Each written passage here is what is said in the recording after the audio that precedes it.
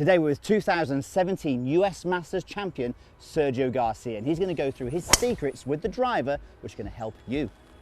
So, welcome to Meandmygolf. Now, if you are new to the channel and you want to improve your game, then make sure you hit that subscribe and hit that bell to never miss a video. Yes, and if you want to be more consistent and hit longer, straighter drives, then you need Total Driving, our amazing coaching plan. Now, you can start that for free by downloading the app. Click the link in the description. Sergio.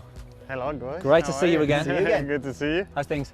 Yeah, beautiful. Thank you. Good. Good. Well, thanks for having us. Pleasure. We're looking forward to picking your brain on, you know, probably one of the best ever ball strikers of the game. Thank you.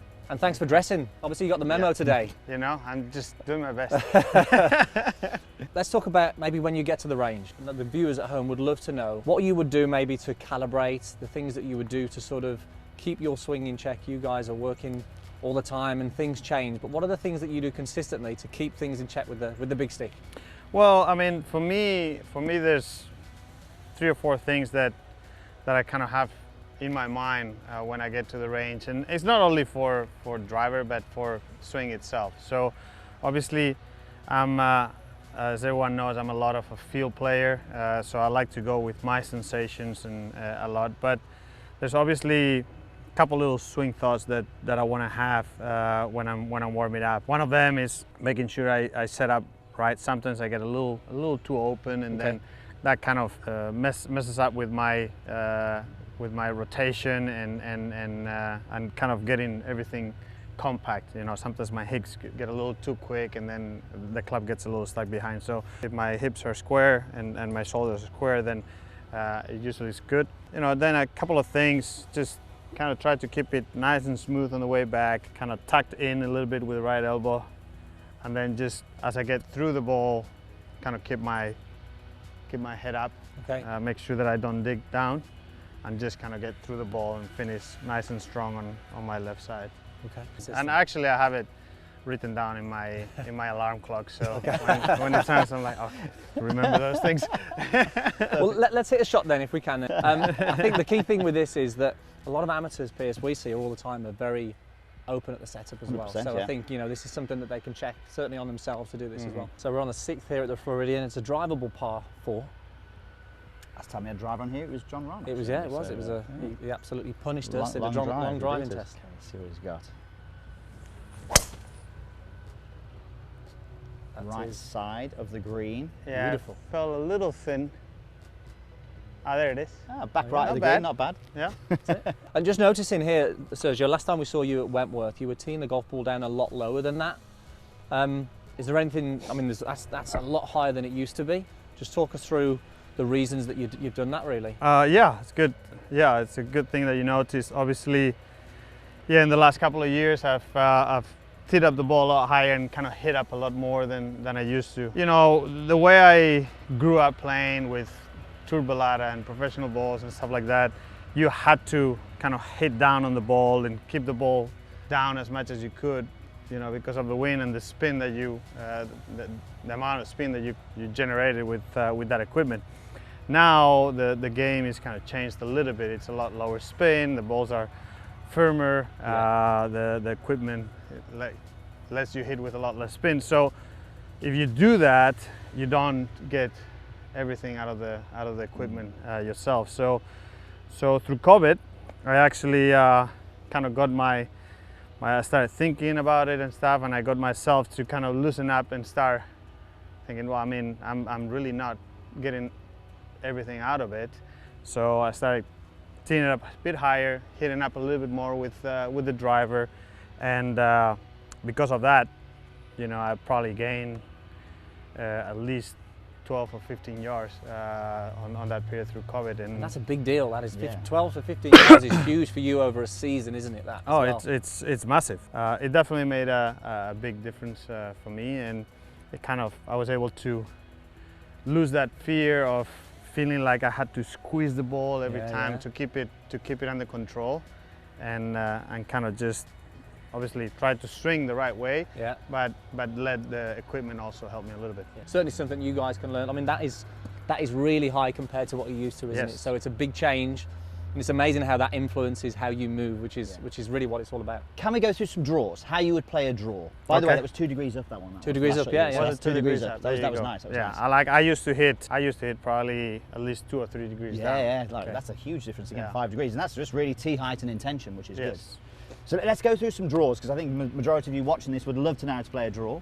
Sergio can definitely do that. When it comes on to a draw, very important, you know, and obviously we're talking a draw, we're not talking a hook. So very important to get set up the right way, like we were saying earlier. Make sure that, you know, that you're not open. Make sure that you're a little bit, if anything, a little bit close, a little bit aiming right, a little bit right of the target with the setup.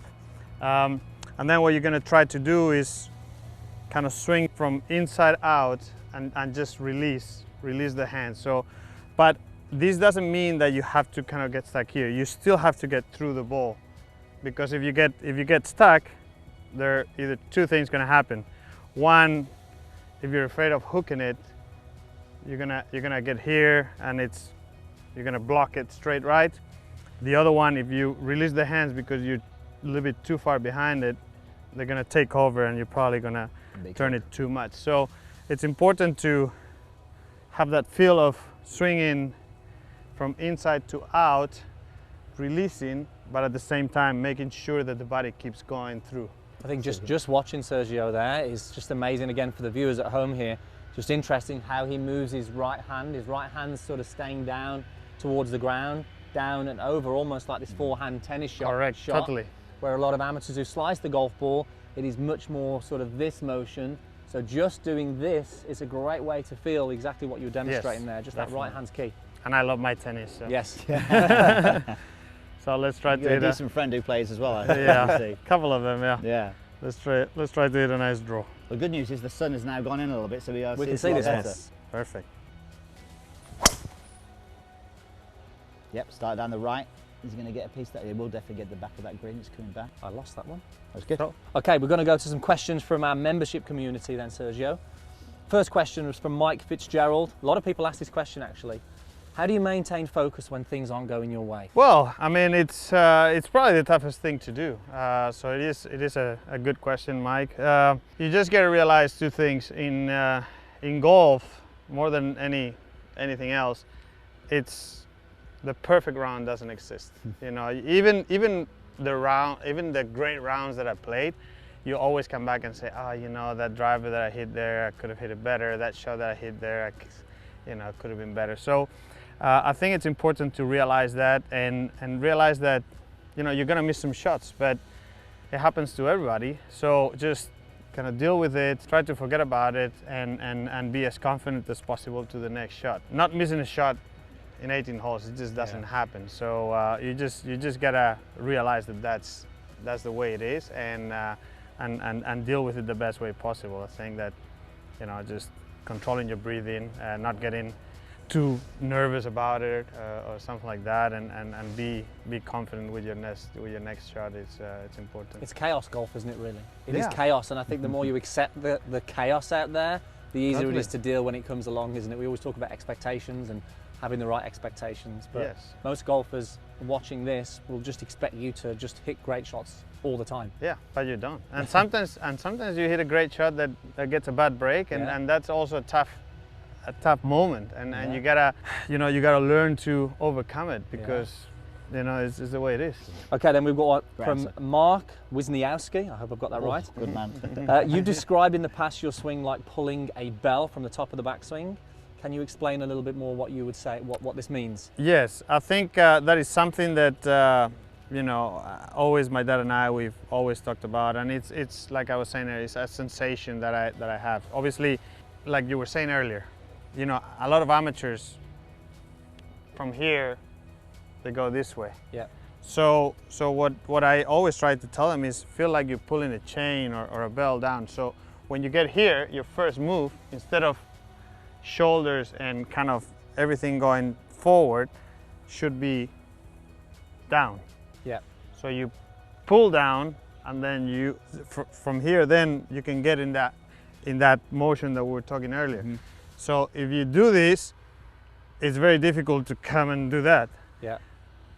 if from here you pull down, then you get in the situation, and you get in the right spot here, and from here then you can come in and around the ball and cover the ball nicely, instead of as soon as you do this, then you're fighting to try to get back behind the ball. Yeah, that transition, definitely. And I think that even this really helps us get into a position on the way down there as well. So yeah, it's a key move. It's a great feeling for you as well, because you are so active with that lower body as well. You getting your arms in the right slot is a key move for you, isn't it? Key move. Right, okay, so we kind of thought that you've thrown us a little bit by having that tee so high, obviously, but we want to talk about fairway finders. You may adjust the tee height. I know you've done that in the past, but what, if you've got this, this is a 20-yard fairway, it's 480 yards, so you've still got to get decent distance. What do you do to guarantee the fairway? Well, guarantee the fairway. Hopefully guarantee the fairway. Yeah, there's no guarantees. No, funny enough, through the years, like I was always more of a drawer of the ball than a fader. But through the years, I've kind of started to, my swing got a little bit more compact. My lag still there, but it's a little bit smaller than it used to be. So I'm able to hit fades more consistently. So for a fairway finder, I'd definitely go most likely for a fade. Yeah. So it feels like it's a little bit easier to control. There's no as much rotation, so you can kind of control that release a little bit easier. You know, for me, it's just a matter of making sure that I start down the left and let it cut a little bit. That's it. I mean, I don't really tee it up too low. Yeah. You want that distance now, don't you? Yes, and also I feel like that the lower I tee it up, the more I cut it usually. So, you know, I still want to be able to get that good distance if I can. Okay, let's get one out there then. So let's see. So when you guys at home, you need to hit a fairway on the 18th to break 90 or break 100. Maybe a little bit of a fade isn't too bad. Aim down the left again. Look, Sergio, one of the best players in the world, aiming down the left, allowing for that little bit of shape. There it is. There you go, that was a beauty. I mean, Definitely that is working its way height as back. well, that Sergio. Sorry? Lower. Yeah, that's actually gone real close to that flag now. That has. Ooh. There was definitely a lower flight as well. A little bit. Even off that high tee, Yeah. that was good. I mean, that was a fairway finder. Obviously, if I'm trying to hit a fade, but a little bit more of a, if the fairway is a little bit bigger, you know, then I will hit it a little bit higher. For the most part, when I hit a fade, I usually hit it a little bit lower than a draw, because I'm kind of hitting a tiny bit more down, I guess. Oh, there we go. Yeah, a different height on that one. Yeah. Yeah, tremendous. It's going to get the green again. I think you missed the green yet. Green on the right side. It's not a par 3, you know, Sergio. My foursomes partner. Yes. Okay, let's go through one more shot then, Sergio. So let's say that you need to, there's some bunkers at 310. You need to step on one, you need a high bomb. What are the things that you do? I presume the tee height's going to stay the same. Yes. What do you do from a thought, intention, swing, anything any different? No, the thought is not, doesn't really change that much. I'm obviously going to try to hit like a big high draw. Just try to get a little bit more speed on it. Okay. What percentage effort level are you normally when you're hitting a drive? I think for the most part, probably 95%. Okay, and then for this one, for a longer one, you'll just put a bit more into that, yeah? Hit 100%, yeah? Yeah. Okay, I like it. I think it's an interesting concept as well, because most amateur golfers go are trying high to slow bomb. their swing down. We don't necessarily like that. Let's speed it up. Let's create that speed. So, okay. High bomb, little draw. Oh yeah, that was high. I lost it in the sun. Yeah, it's just...